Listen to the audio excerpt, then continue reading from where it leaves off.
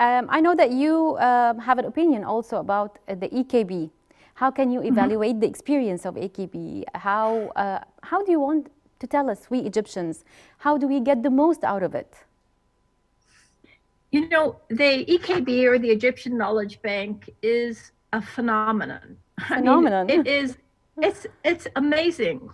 I actually couldn't, you know, I met Dr. Tariq. He was a professor here in Illinois, and I met him as he was in conversations with people in Chicago about the EKB, and I didn't quite believe what he was saying it would be. It just seemed too good to be true. But when I came to Egypt and you know, it was live, and I had an account, and I was looking at it, I couldn't believe that this amount of resources was available to everyone in the country. I mean, it's an immense public library that I just don't think it exists in this form anywhere else. Yeah. Maybe the biggest library in the world. It's a massive online resource library and now a learning management system. So my university has, I think, the second or third best library, supposedly in the US. But when I was in Egypt, I could find everything there I could find here. Yes. I mean, it had all of the similar databases for academic work. So for university students, the EKB it's a treasure.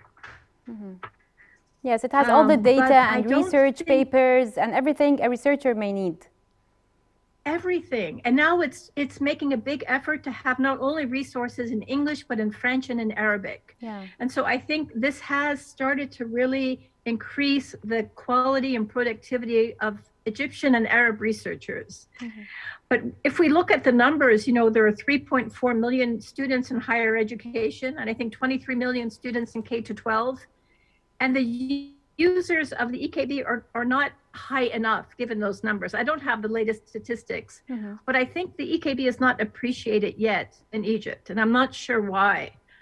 I think researchers are using it, but not of the numbers that we would expect.